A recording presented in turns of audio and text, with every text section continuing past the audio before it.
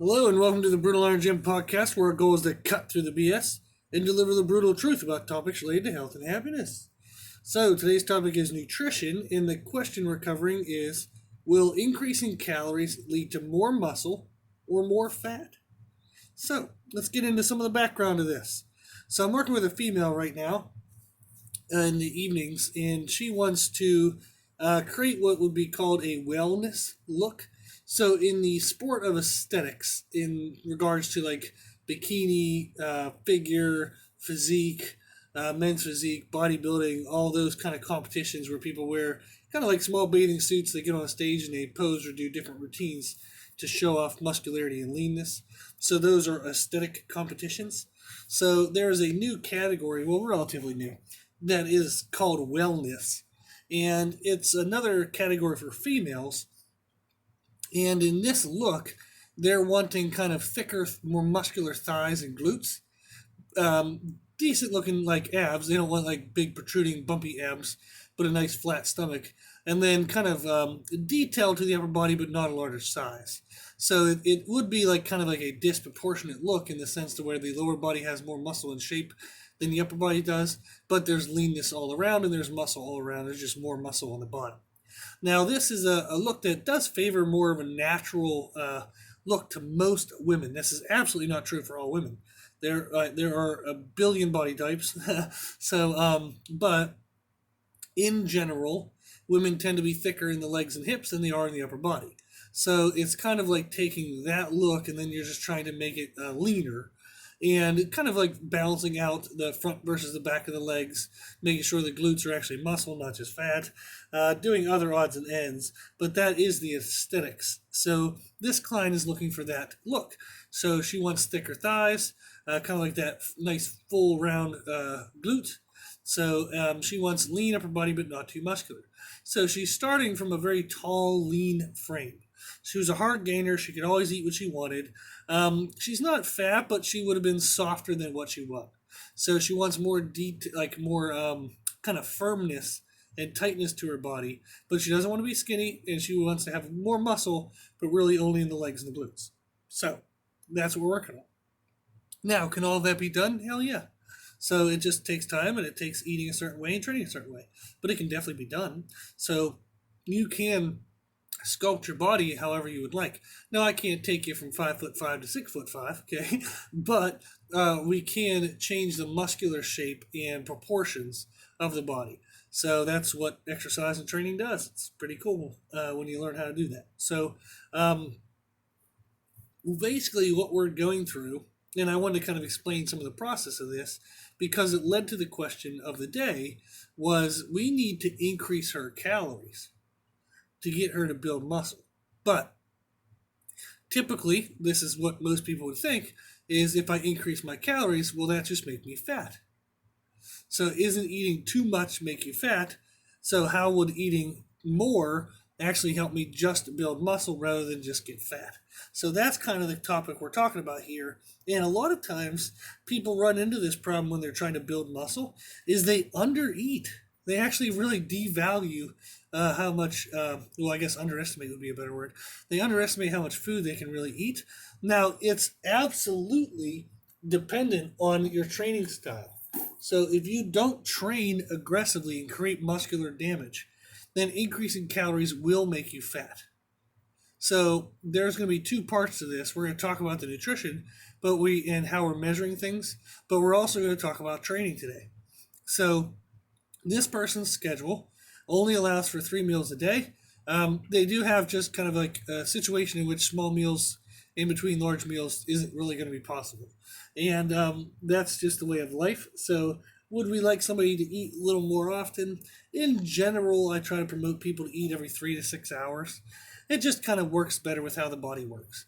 So if we're up and active and doing things throughout the day, if we give it small supplies of energy, it can burn that energy off, go to the next meal, burn that energy off, go to the next meal, burn that energy off. But it really very rarely comes across with either a huge deficit or a huge surplus. So when people don't eat during the day, they tend to then overeat at night and they'll store body fat.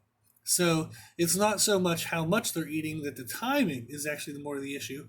Is they're under eating during the day, they're overeating at night. So they think, okay, my daily calories are on track. No, they're disproportionate and they're ridiculously out of place. So you're still going to be soft and fat compared to if you were to take that same number of calories and put it better around your activity level, you'll be much leaner. So people who do just if it fits your macros and they count calories and they think of calories as a 24-hour like per day thing, absolutely not, like absolutely not how the body works in any way whatsoever. So typically giving yourself a 24-hour structure does make some improvement because it's better than nothing that you were doing before. So before, your attention to food was zero. So now all of a sudden you're like, okay, let me not overeat within every 24-hour period. Okay, congratulations, you're going to get results from that because you have some degree of control. But that definitely doesn't mean that the way you're doing it is the best way. It's just better than no way. So be careful when you get results from a diet that you think then that is the best way to do things, whenever it's really just better than the shittiest way that you were doing them before. So that's something very, very, very important for people to take in and consider. So this is a big problem when people kind of recommend diets to other people. They'll say, oh, this worked for me. Well, if you went from absolutely shit effort where you were doing nothing and you put in some standards, yes, those standards are going to work, but those some standards are not the best standards. So don't recommend diets when you don't know what the hell you're talking about. Okay? Just because it worked for you doesn't mean you should tell other people that it's the best thing and this is going to be the best thing for them. This is what they should do. So be careful when you give advice to make sure you know actually what the hell you're talking about before you give advice to somebody. Then they try to live their life around that advice when it doesn't fit them. Okay? So what we want to do is we want to recognize that our best times to eat are going to be based on our activity levels. So this is important. So if she's only eating 3 meals a day, what was happening with her was she was eating breakfast, lunch, and then dinner, and then she was training after dinner, which meant that after her training, she wasn't eating anything. And oh, no, no, no, no, no, not good, not good, not good. So when we go to the gym and we lift weights, we create muscular damage. Our body then needs food to repair and fix that damage. And it especially needs food if you want to build bigger muscles. So if you create a muscular damage, the body with excess food, okay, with enough food supply, will go in, fix that damage, and make the muscle tissue more robust. Make it thicker so it doesn't get damaged next time. Which, of course, we then just adjust our training, make it more intense, and get the damage anyhow, okay? But that's what we're essentially doing when we try to build muscle, is we create muscular damage, we give it calories, then the body makes thicker, stronger muscles. And we continue to do that over and over and over. So if she was not eating after her workout, her body would not have had a chance in any way whatsoever to build bigger muscles, because she wouldn't have had anything to build them with. The food she was eating during the day fueled her activities during the day. They did not fuel recovery. So breakfast covered the energy that she needed to get to lunch. Lunch covered the energy she needed to get to dinner. Dinner covered the energy she needed to work out, and then boom, she had nothing. Then the next morning when she got breakfast, it maybe had some degree of kind of recovery from the day before, but it still needed those calories to get to lunch. So she was actually missing out on muscular growth, even though she was probably creating the muscular damage that was needed. She had the situation or the environment for growth, but she didn't have the materials for growth.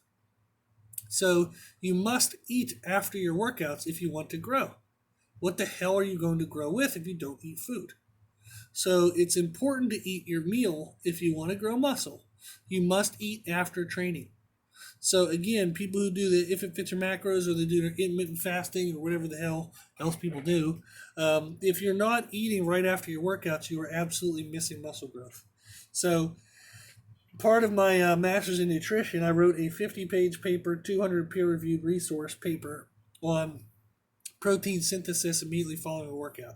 And I also added the component of talking about carbohydrate usage at that time. And no, just because I wrote one 50-page paper doesn't make me a genius, not in any way. But it does mean I know probably more than you do about it.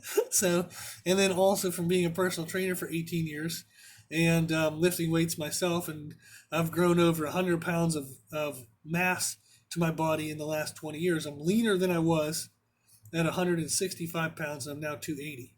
So I know something about build muscle, both experience, my own personal experience, both experience wise with other people. I've helped other people win pro cards in aesthetic shows, and I know it education wise. I have a master's in nutrition, and I freaking wrote a 50-page paper about this stuff. So all of that combined means I probably know something that's useful for you to know.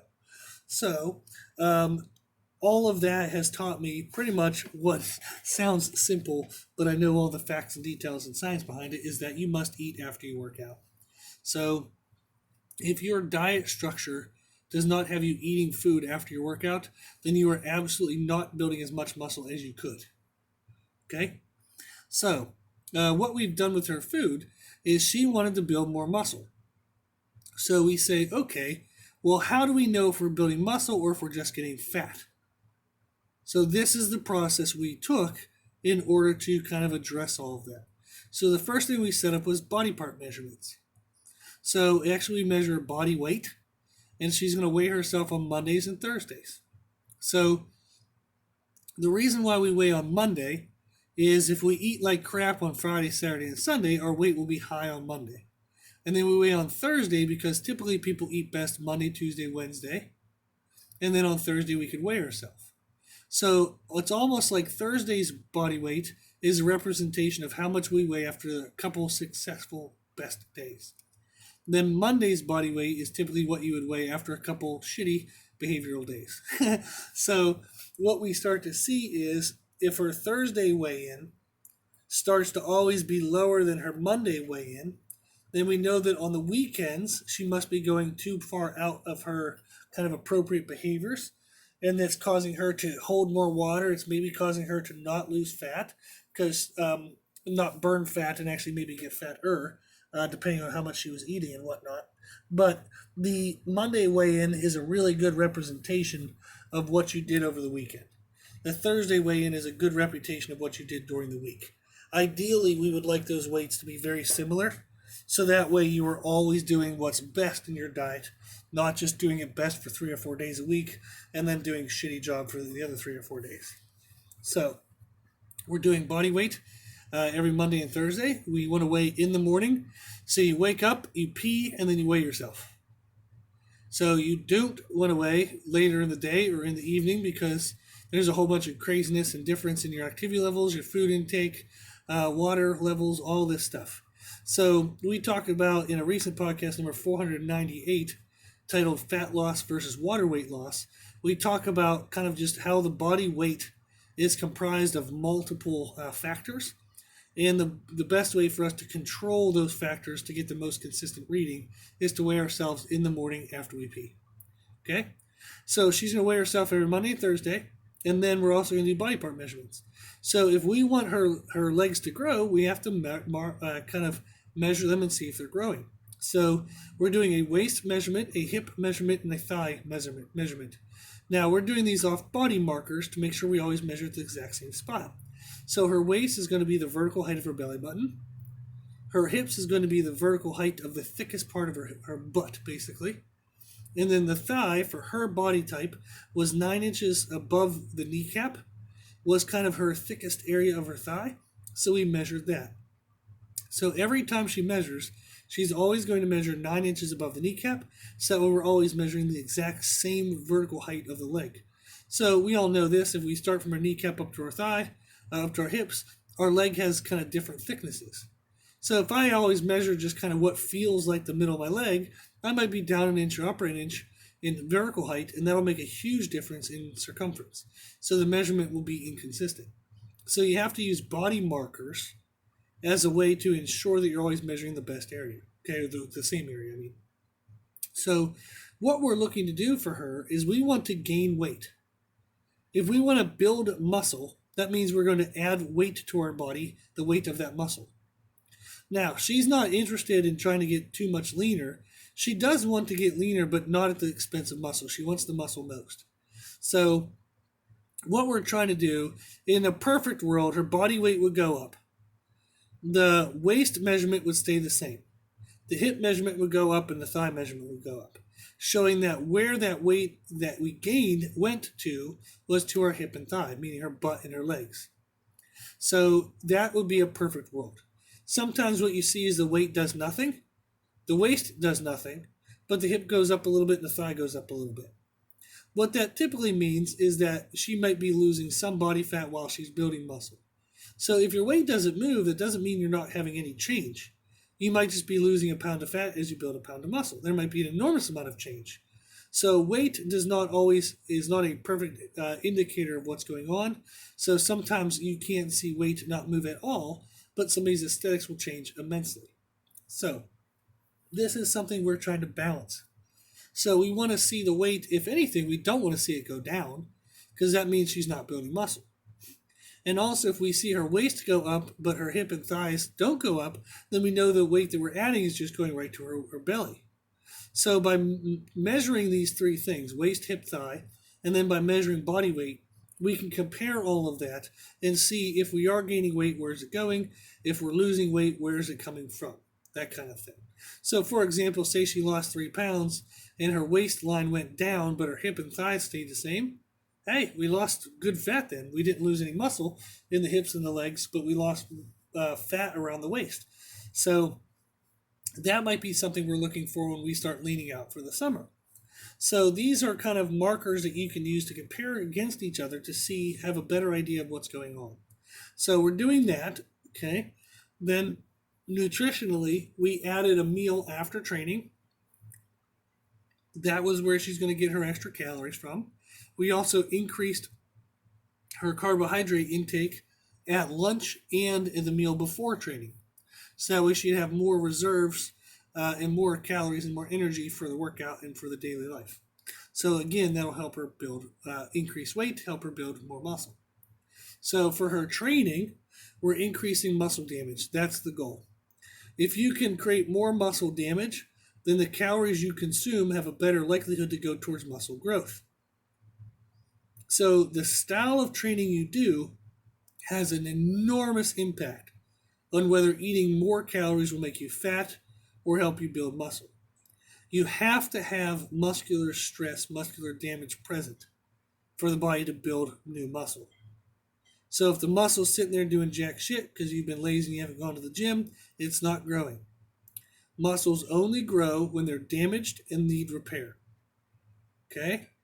So you must weight train in a manner that causes muscular damage and continues that damage almost all the time. You have to have something damaged at all times to be growing muscle at all times.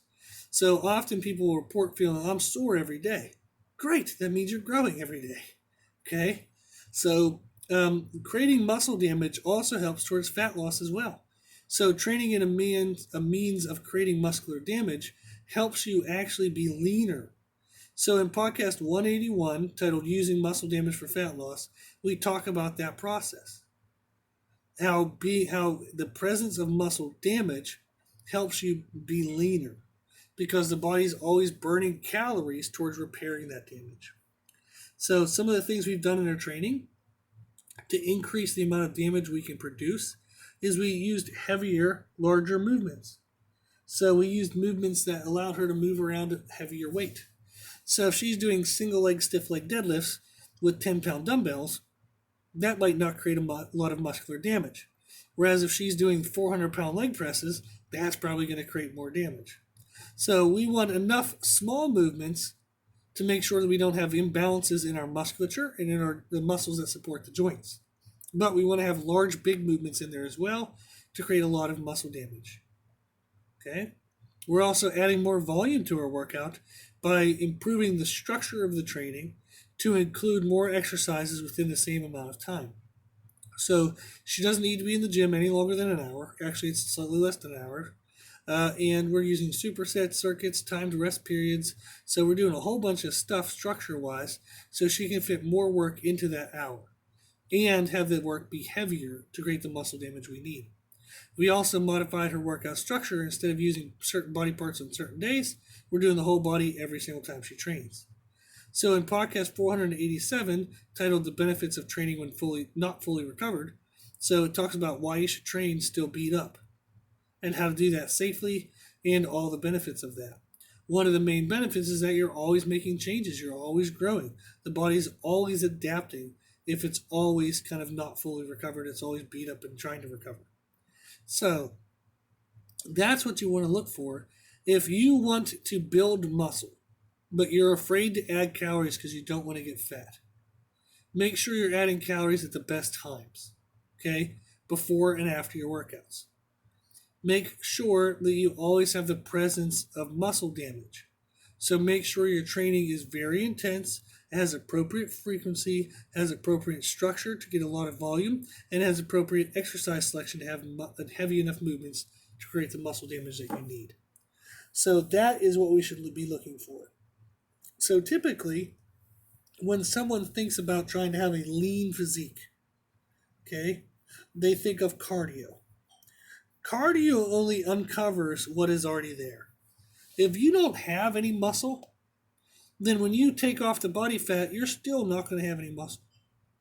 Cardio isn't doing anything to build your body, not in any way whatsoever.